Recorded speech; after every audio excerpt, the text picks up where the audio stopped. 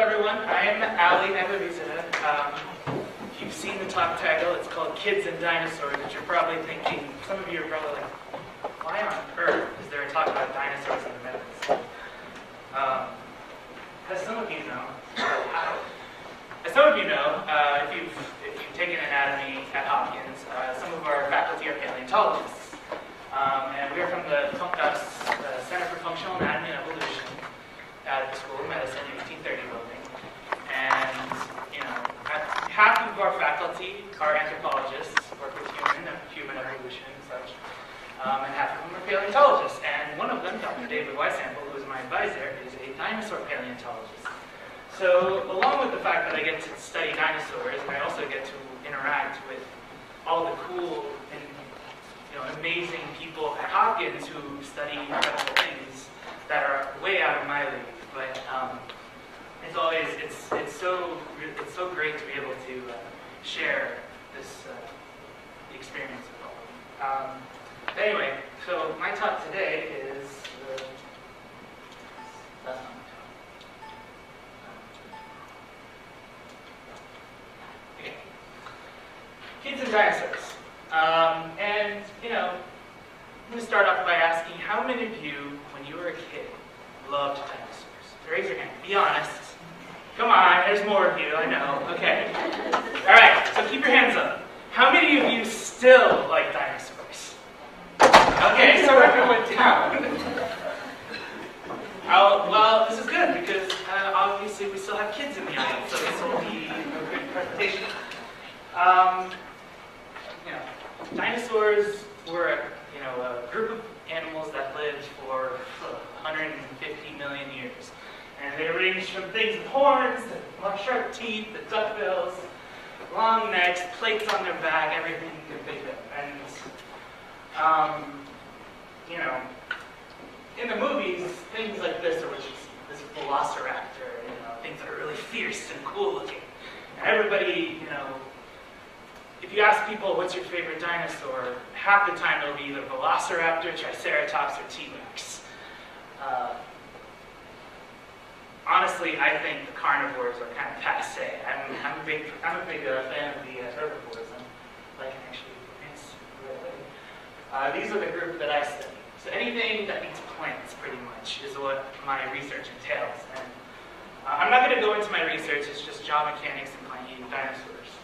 What I am going to talk about is basically the impact of teaching about things like dinosaurs to children. And you may not think about it, but when you're a little kid, what was one of the first things you thought was so cool in science? It was dinosaurs. And no matter what, dinosaurs in space. Space may have come a little bit later. As for me and a lot of people I know, we started off with a dinosaur phase. And we went into a space phase for a while. I kind of stuck with the dinosaurs. I went into space a little bit and then came back. But, to be perfectly honest, all of us, even if you didn't raise your hand, all of us had this phase where we loved dinosaurs. And it's probably one of the first things that exposed us to science in general. So what I'm going to do is I'm going to go through and do a little bit of I'm going to interact with you guys a little bit. I'm going to ask you some questions. Go take yourself back to first grade. If a talker came to you and said, why did T-Rex have short teeth? What would you say? Why does T-Rex have short teeth? Sharp teeth. Yes. What did it do with it? To kill its prey. It killed prey. Why did it have short arms? Twisted evolution. Yeah, exactly. It's not twisted evolution. Some people will say that, well, it doesn't need its arms because it has such a big head. Some kids will say, it'll probably latch on to its prey. I asked this question. I posed a question, and 50 hands will go in the air. When I go to an elementary school, it's insane how great they're just brilliant. And so, I go to, I ask them about stegosaurus. Why do stegosaurus have plates? Andrew, anything? It looked really cool. That's an answer that you would get from a first grader, not to be condescending. But, that is what they would say. It's like, it looks really cool. But then you say, okay, well look, it's red here. I can actually advance it. Plates are red here. What does that mean? Why would you think they're red? It's probably kids would say, oh, it's because of blood circulation.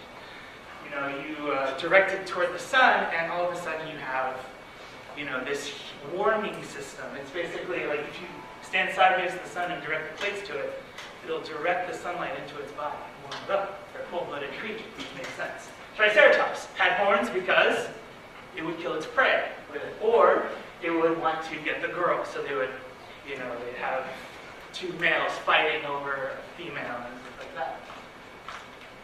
that. Parasaurolophus. If some of you know Dr. Dave, raise your hand if you know Dr. Dave.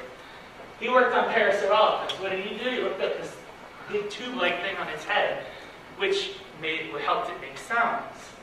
All of these things, you know, ankylosaurs, armor on the back, sauropods, long necks, trying to reach up into trees to grab food. And of course, the evolution of birds, which has been getting a lot of publicity as of late, the past 10, maybe 20 years. Probably because of Jurassic Park, which I will be the first to say that I liked dinosaurs before it was, meaning before Jurassic Park.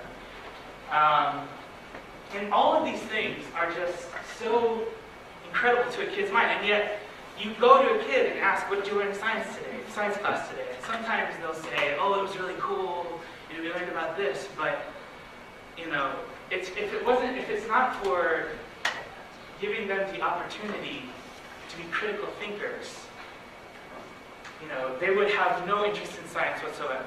Like, all of you are here today because you are either doing clinical research or some kind of biological research. Well, I mean, how many of you liked science ever since you were a kid? Just raise your hand. Were you interested in science? Okay. I mean, not a lot of kids can say that, or people, I mean, that are now are not, you know, biological sciences, but, you know, people like us, we've loved science our whole lives. Why? Because it makes us critical thinkers. And that's what teaching about things like dinosaurs does for kids. These are creatures that have lived for millions of years that we have absolutely no idea why they or what they look like except for their bones. We don't know how they live. All we can look at is their bone and see, okay, they are these creatures that you know, they lived for millions of years and we have no idea, and yet yeah, now I'm speaking about the time, sorry. It's something that will get them to think about not only biology, but, you know, think of geology, and physics, and math.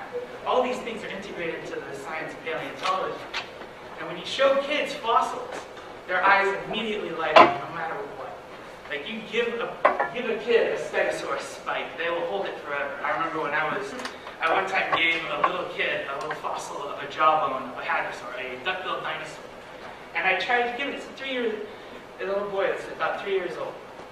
Tried to give it to him. He wouldn't take it. He was scared. He thought he would drop it. I looked back to get something else, and I looked again, and he's like grabbed onto it. He's holding on tight. He will not let it go.